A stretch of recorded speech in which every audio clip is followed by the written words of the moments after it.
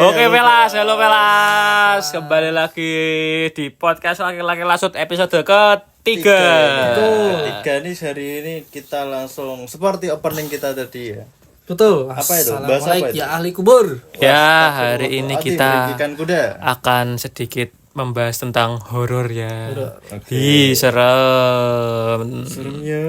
Di sini mungkin horor yang kita maksud itu gak melulu tentang setan ya, bisa aja Kak. Misal kayak temen minjem uang tapi lebih galak waktu ditagih itu juga bisa. Atau mungkin horor-horor lainnya ya gak melulu tentang setan ya. Betul sekali. Oke, kita langsung mulai aja untuk pembahasan horor kali ini. Apa boy? Kan Ben Oh ya, Oke, backsound ya, oke. backsound ya, oke lah, backsound lah. Ki medeni Velas. Oke. Nah, dimulai dari mana dulu nih? Dari Mas Emboy. Dari Mas Emboy. Mas Emboy katanya punya pengalaman horor yang bagus ini. Jadi katanya pas di rumah desanya di daerah Jawa Timur katanya sering mengalami hal-hal yang mistis. Betul. Apakah kita percaya? Ya, tidak. Iya, iya. Silahkan cerita. Silakan bisa diceritakan Mas Boy. Horor ya. Sebar. Horor ini apa ya kira-kira Velas? Saya itu tahu dulu pernah pas kecil tuh saya tuh pernah ditampakin pocong Velas. Oh, berarti ini horornya setan ya. Oke, oke. Takutnya. Betul Velas, tapi saya sekarang sudah sadar itu cuma halusinasi saya. Masya Allah. Seperti apa rupa Mas? Ceritanya gimana tuh? Ceritanya Bisa gimana? ditambahin kepala pocong. Next cerita, saya juga pernah ditampakin. Desik to sing pocong. Tadi jelas kok langsung next ceritai. Lah kan saya sudah disclaimer itu halusinasi saya. Oke. Coba kenapa kok dianggap halusinasi dulu? Kenapa kok? Ya karena Lagi saya di ngantuk mana ya. dan ngapain? Lagi ngapain? Oh saya juga ada Velas. Apa? Kemarin ini masih baru ini fresh. Yang pocong tadi berarti udah gitu toh. Iya. Oke, fine. Oke. Next. Saya itu pernah explore rumah kosong Velas. Rumah kosong itu rumah bekas Belanda. Oke. Katanya begitu. Berlokasi di Jalan Karyadi dekat RS Karyadi. Tidak. Enggak apa-apa Velas. Ini biar semua orang tahu. Jadi nanti bisa direnovasi oleh pemerintah setempat. Kapan kowe mlebu rono? Loh pas bengi kae. Kapan? Tengah wengi lho. Oke, lanjut. Oke lanjut. Jadi saya itu explore malam-malam bersama teman-teman saya sewaktu SMK Velas. Oh iya, oke. Terus Di lanjut. situ di tengah malam di jam 2 pagi, 2 petang ya. Di situ kita membobol pagar masuk ya. Kriminal, Di semi kriminal. Bukan, itu bentuk kebebasan. Oke. Ya. Habis itu tapi memang sudah terbuka sih Velas, jadi aman. Jadi kita masuk itu di halaman depan sudah dipenuhi oleh rumput-rumput liar ya. Dan rumput-rumput yang bergoyang sesuai kata Ebit Gade. Tanyakan pada rumput yang Betul. Banyak akar-akar menjalar. Terus kita mulai beranjak dari gerbang masuk ke pintu masuk.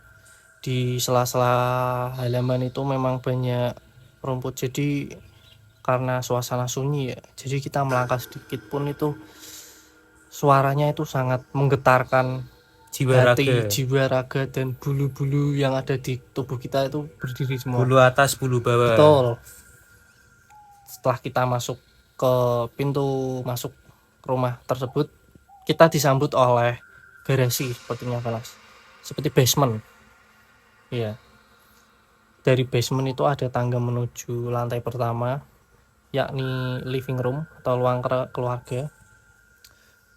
Di situ kita masuk, kita naik Velas. Saat kita naik itu atmosfernya itu sangat-sangat berat. Berat gimana? Berat. Jadi kita itu nafas susah. Nggak tahu kalau ada yang asma ya. Tapi memang nafas susah Velas. Padahal itu pagi hari. Dan Pagi katanya tadi jam 2 pagi. jam 2 pagi. Wah, 2 petang. Wah, apakah Velas percaya cerita ini? Jam 2 petang. Kita lihat. Dan di situ banyak apa ya? Nah, seperti suara barusan kita saat eksplor rumah tersebut, banyak suara-suara burung-burung liar Oke. dan suara semak-semak bergoyang. Karena memang angin di sana itu berembus sepoi-sepoi ya, Velas. Nah, daripada itu, kita berpencar menjadi 2 tim. Kita beranggotakan 5 orang. Saya berdua bersama teman saya yang dipanggil Japron, dan ketiga teman saya mengeksplor saya mengeksplor bagian atas dan ketiga teman saya mengeksplor bagian bawah. Jadi saya naik ke lantai 2. Nah, saat kita menuju lantai 2, kita kan harus melewati seluruh bagian lantai 1. Di situ terdapat ruangan seperti aula ya, yang sangat luas, dan di luar aula itu terdapat mini garden. Nah, mini garden tersebut ada pohon beringin yang sangat besar yang menutupi seluruh bangunan tersebut. Berarti saat besar banget ya. Betul, saat menatap pohon tersebut, entah kenapa saya merinding, Velas. Astagfirullah. Kenapa itu kok bisa merinding, kenapa? Nggak tahu, merinding boy. Nah, habis itu kita lanjut ke ruang kedua di lantai 2.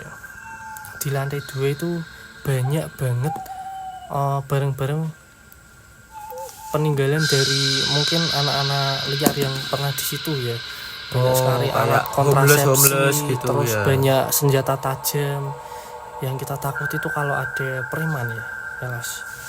Tapi alhamdulillah tidak ada, dan kita masih lanjut eksplor dan tidak menemukan apa-apa, cuman memang kita merasakan atmosfer yang sangat berat. Lalu setelah kita kumpul lagi di lantai 2, kita melanjutkan ke rooftop. Oke, paling atas ini ya. Betul.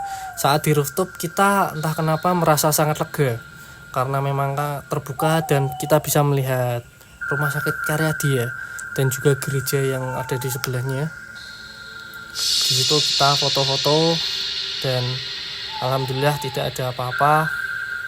Lalu setelah itu kita memutuskan untuk kembali ke ruang tengah di ruang keluarga lantai 1. Di situ salah satu teman saya memutuskan untuk mengadakan uji nyali, Velas. Ritual. Betul. Ritual asal-asalan dan hanya mengandalkan YouTube. Lalu salah satu teman saya menyetel Lingser Wengi yang dipercaya dapat mengundang setan, Velas. Dan kita menunggu sampai Lingser Wengi diputar 2 kali pun tidak ada apa-apa, tidak ada yang terjadi, dan kita merekam tersebut ya pastinya ya. Tapi saat direkaman ternyata ada yang terlewat, Velas. Ada yang tidak kita rasakan. Apa itu? Ada seperti siluet seseorang lewat. Au. Wow. Nah, di situ saat saya terangkan brightness-nya, ya benar-benar siluet, Velas. Padahal background belakang itu gambar yang daerah-daerah belakang itu terlihat jelas, tapi itu masih terlihat siluet. Dan ada barang yang dilempar ternyata, Velas. Wah, apa itu? Batu? Tidak tahu, tapi suaranya keras. Padahal saat kita sedang melakukan kegiatan tersebut itu tidak ada suara sama sekali, hening. Setelah itu kita memutuskan untuk pulang karena kita rasa sudah cukup untuk hari ini. Dan posisinya itu saat pulang itu kan kita menuruni anak tangga ya. Dari lantai 1 ke basement. Terus posisi berjalannya itu kita satu banjar. Oh, satu banjar itu Saya baris. yang paling belakang, Velas. Oke, kenapa Anda memilih paling belakang? Ya karena saya menjaga teman-teman saya. Oke, siap. Saat kita akan menuruni lantai 1, tiba-tiba di belakang saya ada seperti seseorang yang ingin mengejar saya. Langkah kaki atau bagaimana? Langkah kaki, seperti berlari. Saya refleks menjorokkan teman saya, dan saya lari duluan. Dan alhamdulillah selamat, tapi teman saya tidak tahu. Saya tunggu beberapa lama, ternyata teman saya juga selamat, Velas. Apa nganti mati lho, Boy. Oke, berarti itu pengalaman horornya dari Mas Embo ya. Alhamdulillah. Oke. Alhamdulillah. Berarti seperti dikejar gitu ya waktu Betul. pas pulang ya. Perasaan mistis Merasa dikejar. nyata. Merasa dikejar dan nyata gitu ya. Apakah itu misal Apakah halusinasi juga? Anda itu halu juga seperti yang tragedi pocong tadi? Saya rasa iya. Karena Ini masuk bukti saya ingin membuktikan sekali lagi, sepertinya itu hanya Halusinasi, Sugesti saya. sugesti. betul. bisa saja. Oke. Mungkin pada kesempatan depan kita langsung siarkan secara online. Oke, kalian berdua aja, saya nggak ikut. Oke, mungkin ini Kamu aja. cerita ini udah lama banget ya. Ini cerita horor setan ini ya. Oke, waktu itu kan malam tahun baru, Tahun baru, tahun berapa? tahun 2022. Berarti tidak lama. Nggak lama. Itu tahun pergantian malam tahun baru. Waktu itu saya ingin ke rumah nenek saya. Dan waktu itu satu kampung itu listriknya mati semua. Saya mencari-cari nenek saya di rumah nenek saya, tidak ada orang, semua pada pergi merayakan tahun baru di Tugu Muda. Betul. Nah, saya sedikit sompral di situ karena rumah nenek saya itu kan modelnya tusuk sate, rumah yang ada di pertigaan, dan konon katanya kan kalau rumah tusuk sate itu kan menjadi titik pertemuan energi. Bakul sate. Oke, bakul sate ya, oke. Titik pertemuan nggak makhluk goib gitu. Betul, energi Katanya. Dan ditambah nenek saya itu masih suka ilmu-ilmu kejawen gitu. Nah, waktu itu saya sedikit sompral. Saya ala-ala kayak channel-channel horor yang lain yang nantang-nantang gitu. Kenapa tuh? Nah, nantang-nantang saya di situ nantang-nantangnya itu kayak, "Wih, ning diki ada setan bora." Nah, setelah saya lelah dengan acting seperti itu, Oh. saya memutuskan untuk menyusul nenek saya dan keluarga saya di Tugu Muda untuk merayakan tahun baru bersama. Nah, waktu itu saya sudah ingin menyalakan motor saya, tetapi tidak bisa seperti di film-film horor itu loh, yang di cekek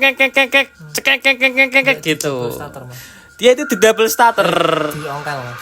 Diongkel tidak bisa. Padahal siangnya itu barusan saya servis. Dan tiba-tiba ada yang menepuk pundak saya. Beng gitu dari belakang. Dan sontak saya teriak, "Asuh!" Dan ternyata itu adalah nenek saya gitu. Nenek saya nggak ikut tahun baruan, dia pulang ke rumah. Itu cerita yang pertama ya. Cerita yang kedua ini ada lagi sebenarnya. Ini tapi bukan saya langsung yang merasakan, tapi saya mendengarnya dari penghuni kos di rumah nenek saya. Jadi kita undang penghuni kos rumah nenek Anda, Mas. Betul, sayangnya udah pindah. Kita cari. Arwahnya kita cari dulu. Betul, oke, kita langsung. Jadi itu ceritanya itu cukup lama ya. Jadi saya diceritainnya itu dulu itu ada orang dari Jepara. Ya, orang dari Jepara ngekos. Dia itu berdua, orang dua kakak adik. Dia itu kalau bahasa saya nyebutnya tuh kembar-kembar sialan, karena sering menunggak pembayaran kos, dan kalau malam itu sering dangdutan sampai jam 1 pagi, jam 2 pagi. Sialan. Dan kadang saya menemukan botol-botol minuman hangat gitu. Oke. Nah, singkat cerita, pada saat nenek saya pergi keluar kota itu, mereka ingin salah satu diantaranya itu ingin melakukan hal-hal yang tidak senonoh. Apa tuh? Membawa pacarnya ke dalam kos. Memang sialan. Nah, waktu itu katanya juga itu pacarnya itu sedang datang bulan. Waduh. Jadi kondisinya tidak stabil. Pada saat jam 3 pagi, si pacarnya itu ternyata dia itu kesurupan, tiba-tiba kesurupan. Dia cekikikan seperti itu. Terus pokoknya itu katanya itu yang di kosnya mbah saya itu gonta-ganti gitu kesurupannya, kadang cewek kadang cowok kadang apa gitulah. Nah terus ditanyain, ada yang berani nanyain salah satu penghuni kosnya itu, kowe jane nopo kok ganggu aku gitu. Terus si cewek yang kesurupan itu bilang ojo macem-macem neng kene gitu. Nah semenjak itu dan kejadian saya juga pernah ngalamin seperti itu. Ya mungkin kalau saya bisa saya logika mungkin ya kalau motornya mungkin ada kabel yang busi yang atau rusak gitu. Tapi kalau yang diceritain itu mungkin saya agak-agak percaya karena memang rumah mbak saya memang masih itu sih ya, kejawen banget sih ya, itu sih. Mungkin kita nanti kapan-kapan room tour mungkin ya. Sebenarnya masih banyak cerita horor di rumah mbak saya, tapi mungkin yang kita bisa ceritain itu dulu. Dulu aja Velas. Lanjut ke part 2 kapan-kapan. Lanjut di part 2 lagi. Jangan lupa subscribe, comment, and share juga.